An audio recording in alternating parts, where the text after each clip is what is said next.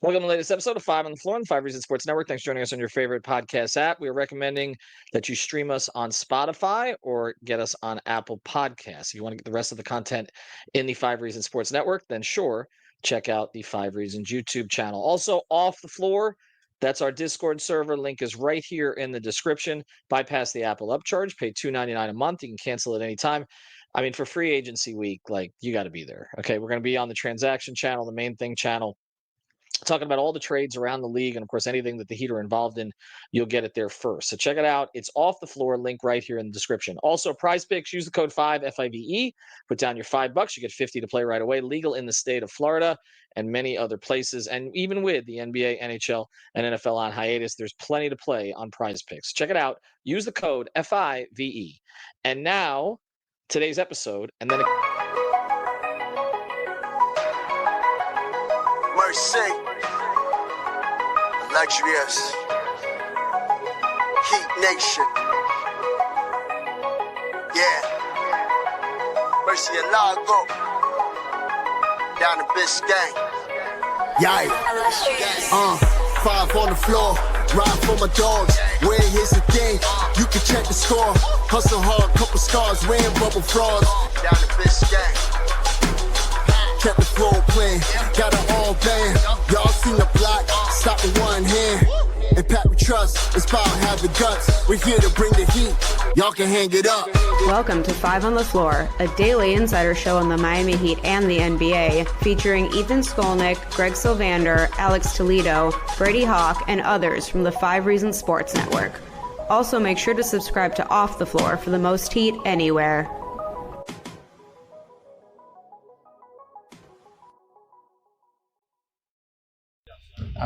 You were around Bron for 4 years. Have you seen a change in the way that he preps from when you coached him?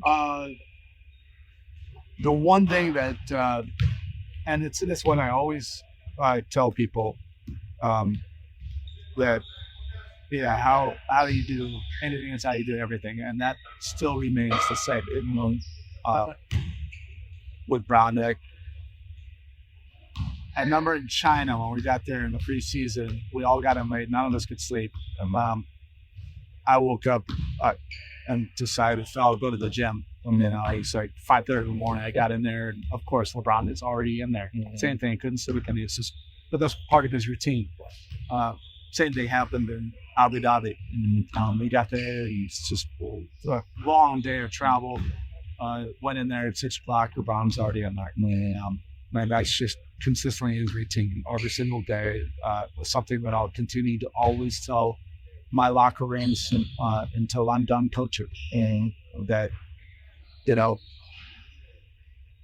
somebody that's in the discussion to be the greatest of all time still is so committed. Behind the scenes, it's not an accident that he has that youthfulness and still. And it's the game. Much practices, loves shoot rounds, loves the strategy, and has not lost his passion at all on game planning, interest in X's and O's. And then, much like he did with us, he takes from other people's routines. Like, you remember Ray, and he started doing whatever Ray was doing. Well, he started doing whatever Steph was doing. But I think it's like, I'm going to be around Steph for 6 weeks. I might as well take something from one of the greats. So welcome back to Five on the Floor. Here's today's floor plan. Just played you a clip of Erik Spoelstra speaking to me at training camp in the Bahamas. This was in late September. Conversation that we had about what he learned about some of the great players that he was coaching there. And of course, a couple of them he had coached before, one of them being Bam for sure, and then also LeBron James. And I'm playing that clip just to show you the respect that Erik Spoelstra has for LeBron James, not to hope traffic. That's not what we're trying to do here, although if you want to take it that way, that's fine. Download the episodes. We'll continue to do LeBron episodes until the end of time. But Alex is here with me. You can follow him at Tropical Blanket, and we're just going to have some fun with this because LeBron may be on the move again. And I can't say I'm totally stunned by this. The timing of it is what gets me because he had to opt into his contract. I guess $53 million for this next year. But Rich Paul, who at this time pretty much runs the NBA, was basically quoted saying that LeBron has to evaluate the direction of the Laker organization and the fact that they've decided to go young. And this comes after the Lakers basically got gifted Luka Doncic, one of the great young players of this generation, and a guy who's already been to one finals and probably will be to a few more. So Alex and I are going to look at where LeBron could actually go, like what is possible based on how the salaries would match up. But let me start before we get to that with just a little of the Heat conversation here. I'm going to start by saying this. I do not think he's returning to the Miami Heat. Okay, I don't. I don't think they're in position to take LeBron James at this point and do what would need to be done to win him another championship at this stage of his career. I will always believe that if he'd stayed in Miami, he'd have many more than just the 4 championships, as if I could say just 4 championships. He's won 2 in 17 seasons outside of Miami, and he's won 2 in 4 seasons in Miami. That tells you just about everything. I will say this, though. As someone who got to know LeBron a little bit in his 4 years in Miami and actually was assigned to cover him specifically for Bleacher Report in the 14-15 season in Cleveland, and he would ask me many times about what was going on in Miami. He clearly was still very interested in everything that was going on behind the scenes in the front office with Eric Spoelstra, with Pat Riley, with Dwayne Wade, with UD at the time, with Rio, and all of the others.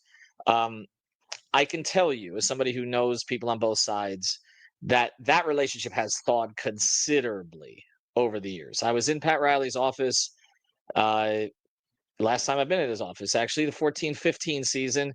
And I went up there to do an interview with him about him. And this was, I guess, around the time he was turning 70. Of course, he's since turned 80. And I was up there to do an interview with him about the direction of the Heat at that time. And I was told not to ask any questions about LeBron. And Pat brought it up and then spoke to me about LeBron for 45 minutes, all on the record. So, it was very much on his mind, and if you ever want to find that story, you can find it online. It's still pulling the strings. It's a Bleacher Report story from 14-15. He was very hurt by what happened. He talked about the barbecues that the families would have had together and breaking up a generational team and all of that.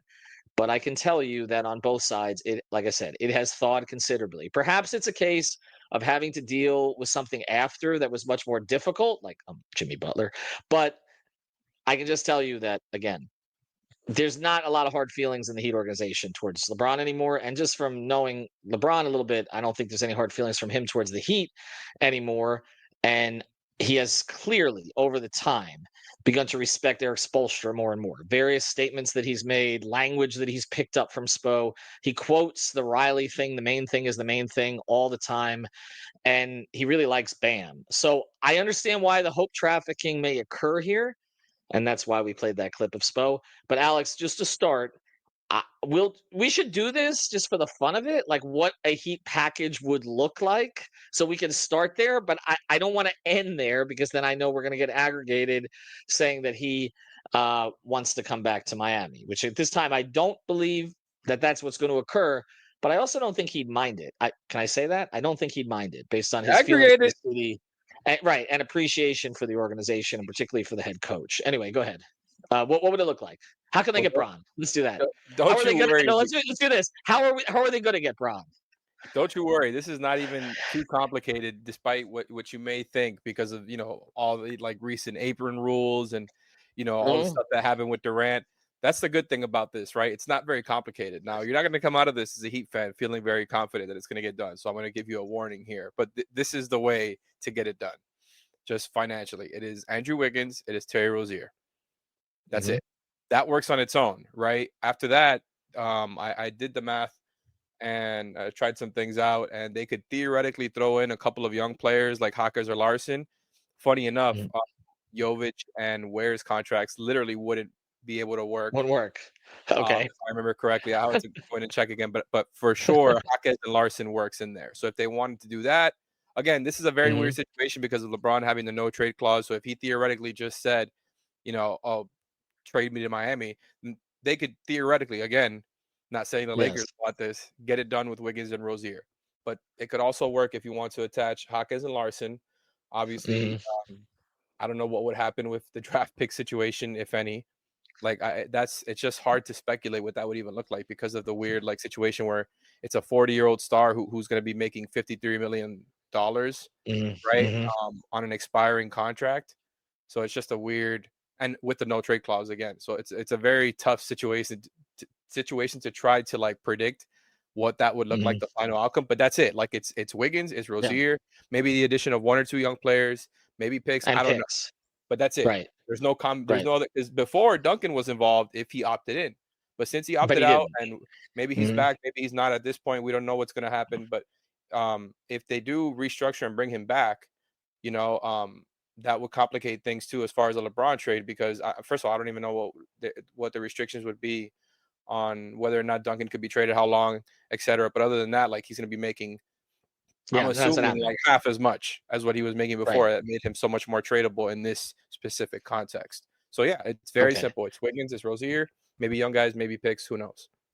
All right, so let's look at this from the first thing from the Heat point of view. Absolutely, send it in, bring it back. If anybody's going to argue any different, I'm just going to tell you you're absolutely insane. Okay, youth movement, be damned. I want to watch LeBron one more time. You sending picks? With that, yeah. Ooh, spicy. A pick. I'd send a pick. A pick. Unprotected? You can't send Ware or as you said in that particular deal, you can't send Ware or Jovic anyway. So we might be able to send Jovic. I would have to. Right. I don't want to make that like that's not 100%. I know for sure Jaquez and Larson work. So let's just know. Well, let's start here. I mean, Jaquez, they could absolutely. Let's do this from the Laker perspective before we get to maybe more reasonable options for LeBron after the break, because he must have a team in mind, because he doesn't do this kind of stuff, and Rich Paul doesn't do this kind of stuff unless they have something in mind. We just saw a video of Rich Paul basically assuring Matt Ishbia, the Suns owner, that he would get Malak to him at number 10, which basically means he would poison the well with everybody above him. So look, this is the way that they do business, okay? And I say that out of the utmost respect for LeBron, who's figured out a way to sort of manage the league in his 20 plus years. But let's say this, okay? Let's say that the Heat offer this and LeBron says, I only want to go to Miami. That's it. I want to go back there. I've got unfinished business. Okay. Can't say I'm joining a super team now because it ain't, but I want to go someplace I'm comfortable, someplace my wife may be comfortable. I just want to go back to Miami. I want to what's that bike ride he used to ride in with Dwayne? Oh my God. Remember that? Oh, right. It's because it's driving me crazy. People know it, right? He would do that thing down in my Anyway. Okay. So let's just say he just wants to come by. Go ahead. I have a quick thing before you finish this scenario. I just double checked. So what I was recalling before regarding the Jovic and Ware stuff, that was for this league year, which ends in 2 days. By the way, on Tuesday, on July 1st, it flips over to the next league year. In that league year, Jovic and Ware can be thrown into it, including together, whether it's by themselves together. Okay. So you can basically combine, a couple of different young player combination. Along with Wiggins and Rozier. And here's what people are going to say. Now, Laker fans are going to say, what the heck do we want with Wiggins and Rozier? Like, getting Wiggins, we already had LeBron. Okay, yes. Making a trade of maybe Dalton Connect and some of the other things we were talking about. Well, what do we want a 30-year-old Wiggins to come play with Luka, and what do we want Rozier for at all? Well, Rozier's contract's expiring, and I guess potentially Wiggins could be movable again or a bridge player, which is kind of what we discussed him being. Do I think that's a great package? No. But that's why you would have to sweeten it in some way. But this all comes down to this, okay? And after the break, we'll talk about more reasonable scenarios. It all comes down to this. There's no player who has exerted more power in the history of the NBA than LeBron James. Michael Jordan, in that regard, does not come close, okay? Michael did not have that kind of power. He should have, but he didn't at the time. LeBron turned this into a player empowerment era. If there is anybody who's going to force his way somewhere and knows how to do it, and his team knows how to do it, it's him. Do I think he's going to force his way to Miami? No. I think it's more likely New York or Cleveland. But we'll talk about that on the other side. And I know you have some questions on that, on whether or not either of those two things can happen. But that would make the most sense. I think those two or San Antonio would make the most sense. And I have reasons for all three, but just knowing, again, what his preferences have been over time. But I do not think he's coming to Miami. Do I think that the Heat would take him in Miami? Yes.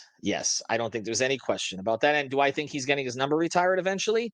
Yes, well before 22 is ever retired. I can tell you that. All right, on the other side of the break, we'll get into this. One thing you should retire any apps other than Cash App to send money. Okay, again, we keep saying this may be the last day, and then we just keep putting out podcasts. So we're giving you more opportunities to do this. Use the code on the floor. That's on the floor after you download Cash App. And here's all you got to do. Okay, send $5 to a friend. $5 to a friend, and on Cash App, you're gonna be sending it safely. That's why we all use Cash App. Send $5 to a friend, and they're gonna give you $10. You just got to do it within 14 days, but you got to sign up today. Okay, so I can't promise tomorrow. Nothing's promised. Tomorrow, LeBron James may be a member of the Sacramento Kings. Cash App, use the code on the floor, $5. Send it to a friend. You can send it to one of us. You want to send it to one of us? We'll take it. Send us $5, okay? And then they're gonna give you $10. All right, $10. It's not to Brady because I don't know, because he's gotten too much pub already this week. Anyway, download Cash App. Terms apply. That's crazy. Check out Cash App today. All right, you ready?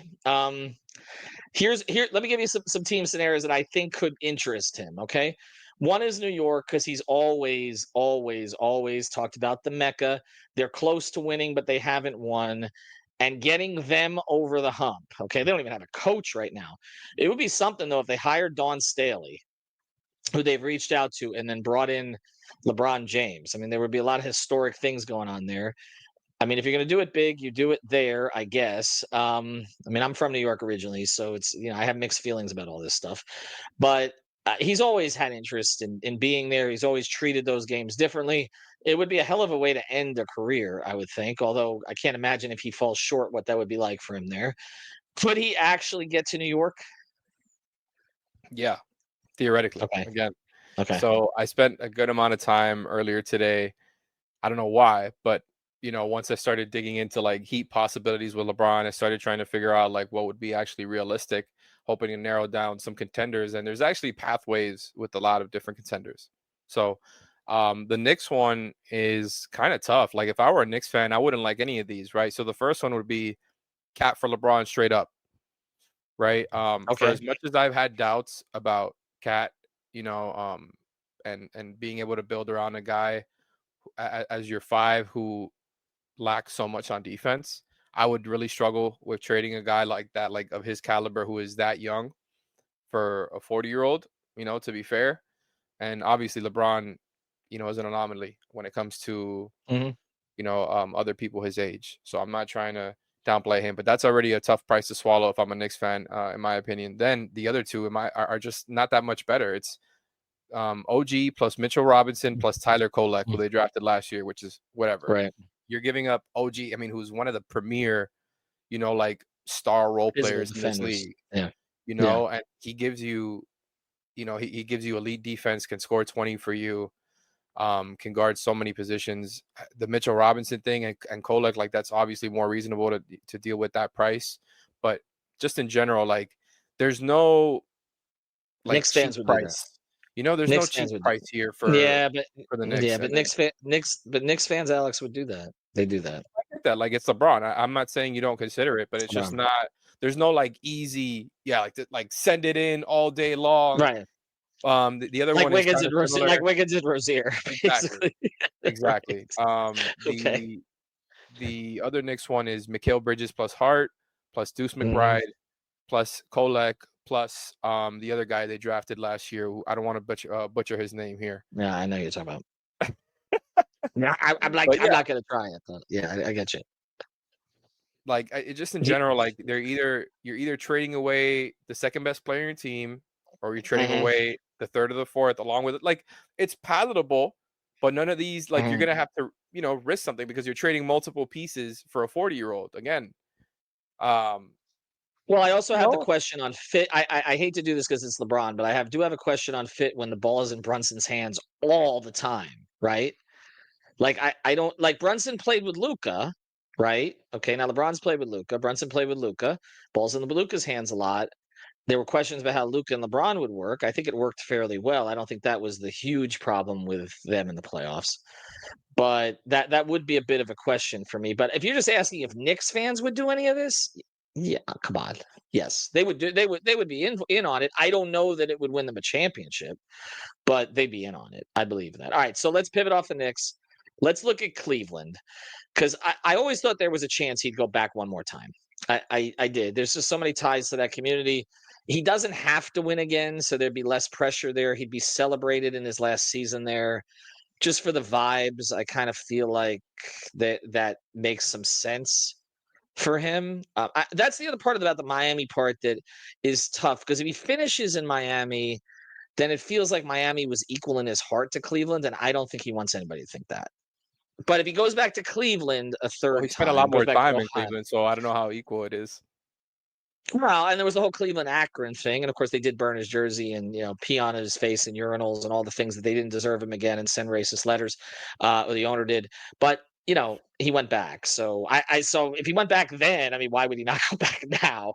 Let's look at Cleveland. What do we think? So this is one. To me, this is the much more palatable one if you're a Cavs fan, and I think is a decent return considering the circumstances for the Lakers here. This one, however, has to be done in this league year, aka in the next 2 days. So it would be DeAndre Hunter, Jared Allen, Dean Wade.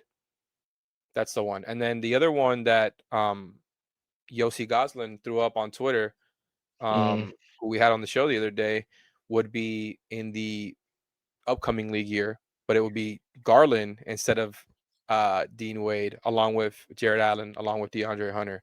But that would only be able to get done in a 3-team scenario. So like there's no 1-for-1 scenario where that would work. To offer Garland and Allen and whatever else. Like I tried it. It doesn't work. It would have to be, which is again possible. It would have to be a multi-team trade, but 1-for-1. That is it with Cleveland. It is Hunter. It is. I saw the possibility of Max getting moved. No, I would have to see, but it gets tough there because he's making $15 million next year. I tried to exercise as many of these possibilities. Maybe I go back in there. I did it for so many teams, but that's one with DeAndre Hunter, with Jared Allen, with Dean Wade. I think that's a pretty good one. You know what I mean? It's good for them. It's good for the Lakers. That's not a good trade.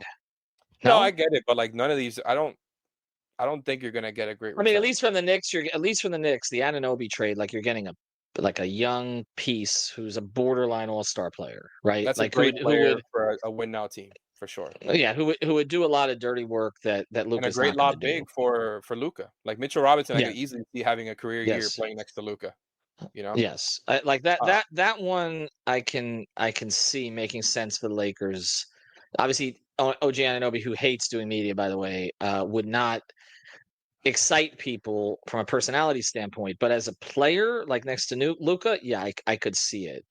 All before Luka ends up in Denver with Jokic or the other way around. But I'm not even looking at like draft capital and stuff in these. This is just more like to make the money. This is just as the money work, right? But at the Cleveland thing, I mean, DeAndre Hunter, I mean, okay, they just got him last year. I don't think that's a big loss. I mean, Garland, the problem is Garland's not even playing to start the season, right? Like right? How long is Garland going to be out? Yeah, I'm not sure about that part, but that's why I keep going back to this Hunter, Allen, Dean Wade one, because I think it's so much easier for the Cavs to say yes to. But I don't know. That's the Lakers. Well, Jared Allen would be a big that Luka could play with also. Yeah. I don't know. I mean, again, he has to say I'm going there, and I'm only going to waive my no trade clause for there, and I'm going to make things impossible for you here. And I don't know. And the other hard to figure out like how much the Lakers can realistically get in return. That's why it's so tough. Well, it's also a little odd to me that LeBron, when people with big money are coming into that organization, whereas the Buss family has not had that kind of money over the years. I know Jeannie is staying in some capacity, but she's not going to be, as involved as she was before. They said about Mark Cuban too. Right. Well, Mark is still calling them as we, but yeah, Mark. Look, if Mark was still running the Mavs, Luka's still there, right? So this is what kind of happens. I mean, and we've seen the same with Ishbia, what he's done in Phoenix. So you got new owner syndrome. Maybe he doesn't want to deal with that, but they have money now. The Lakers have not traditionally been. I mean, they're big money from their TV contract and all that, but the Buss family's never had pockets as deep as some other things, and this is a deep pocket group that's coming in.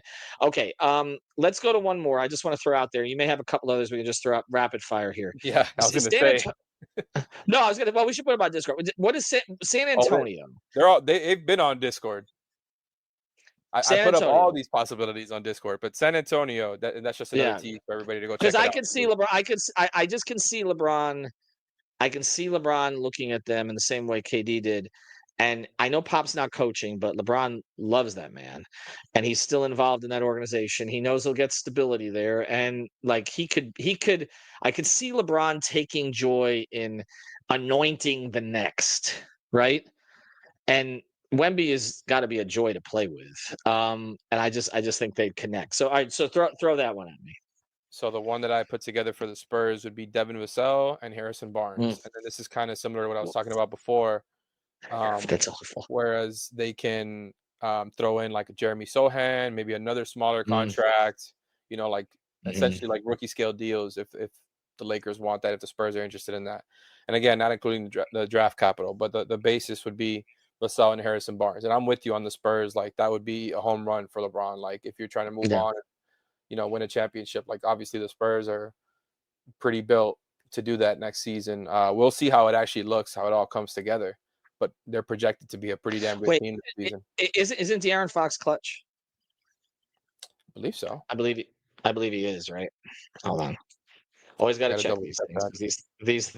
These things do matter. I believe so. Yeah, because Rich was asking for the. Yep. Yeah, he's doing Clutch Sports. Yep, he's Clutch. Okay, so there you go. That's a connection right there. Now here's the one thing though, is that's the West. Yeah. And does LeBron, if LeBron has any interest in winning, that's an awesome situation for him with like Fox and Wemby shouldering the load. He gets to just kind of be like, point forward, doesn't have to shoulder too much of the load himself. And if they don't have to give up Castle, I don't think so. There's no way they're trading Castle for a 40-year-old again. Like it's LeBron. He is the anomaly, but there's just no way. There's no way. Dude, I think that guy can play at a high level for 5 more years. His wife's not going to let him. Yeah, but I don't think he's going to play based on the comment he made to Kevin Love. I know.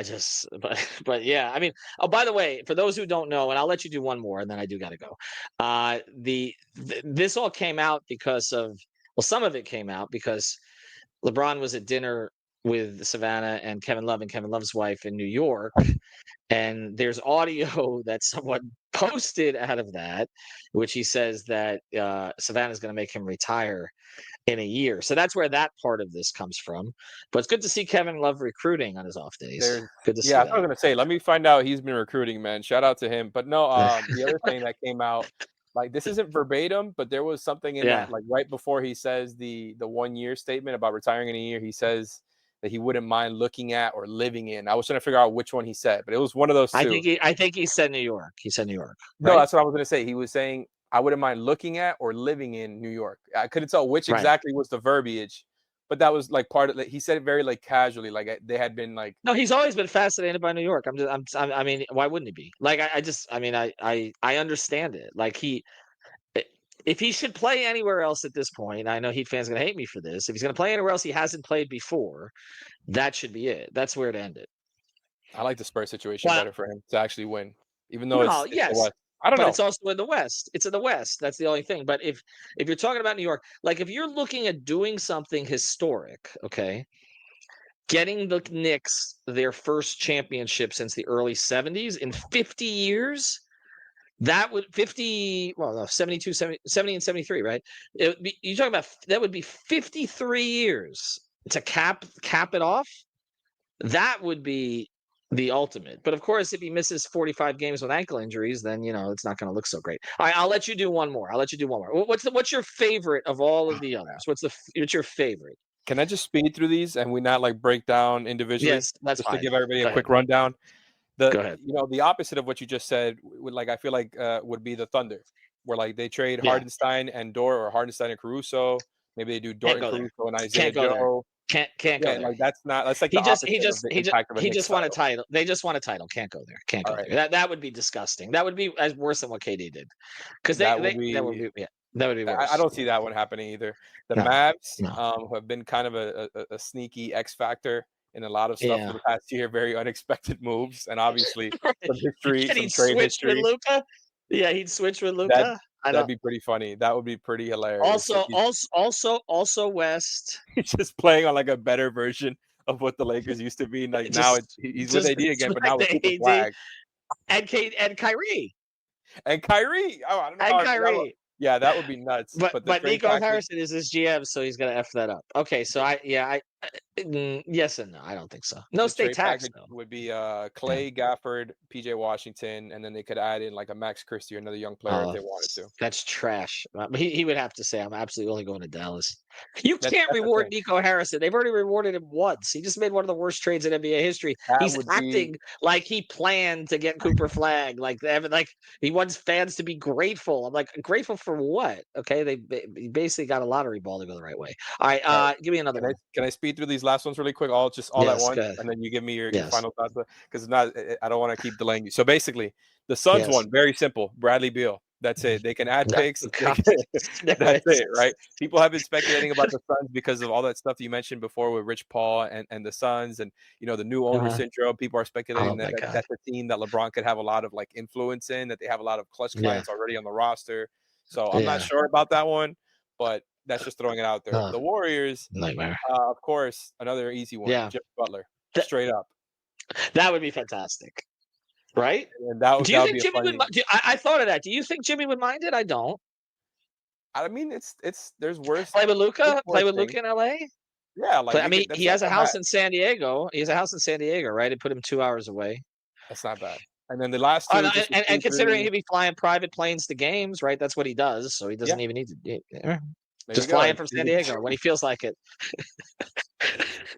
Just kill Lakers what we have remaining. Lakers would not put up with that shit. Lakers would not put up with that shit any more than the Heat. R.I.P. to the Earth's ozone layer.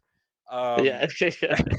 And then the last two that I have here is the Nuggets for Michael Porter Jr. and basically filler, which is Zeke Naji, Dario Saric, Hunter Tyson. Maybe they throw in draft capital. Who knows? But it's possible. I don't hate that as a destination for LeBron because I would like to see him play with Jokic. I think that'd be fun. But again, it's out west. You're not picking any teams in the East, though. It's got to be a team in the East. I know, but there's just not that many that make sense. And there's the last one. It'd be great if he went back if he went to Toronto and he owns the city. I don't see that one happening. No. But yeah, like the Nuggets one, you'd still be with Jokic, Murray, and Gordon along with LeBron. Like that's I could see why that would be tantalizing for the Nuggets. Then the Clippers won the last one. Norm Powell plus Bogdan Bogdanovic plus Derrick Jones Jr. or any smaller contract is one. There's another one with Norm Powell and Zubac. The Clippers are probably not going to do that. And then the last one is Powell, Bogdanovic, Derrick Jones Jr., Chris Dunn, or another smaller contract. So he and Kawhi would switch off games. Is that how that would work? There you go. LeBron, and then Harden's opted out. Okay, so here's how I would handicap. He already got his new contract, though. That's true. It's true. Now, look, I like the West options are more interesting. I would say the Heat would be the third most likely East option. So the least likely of all the options. Well, Cleveland, New York, and Miami. Like I don't see another team in the East. I don't see another team in the East. Cleveland, New York, and Miami are the only three that would make any sense. What about those West teams? Which ones? There's just so many of them. You lump them together. San Antonio is the one that's most interesting to me, and I think would be most interesting to him. And his global brand is such that the fact that he'd be playing in a cow pasture probably wouldn't matter to him at this stage. You ever been to that building? It's literally it's like in a rodeo. It's like in a cow pasture. It's not, but I mean, played in Cleveland for years, and I lived there. It ain't much better. All right, the Clippers would be pretty funny too. To go play with the other old heads over there. I mean, Ballmer. I mean, look. Rich owner. There you go. Rich owner. Alex, appreciate it. We were supposed to do 15 minutes on this. Have a good one, everybody. It ain't happening. I don't think so, but we're gonna do more podcasts on it just in case it does. Thanks for the downloads.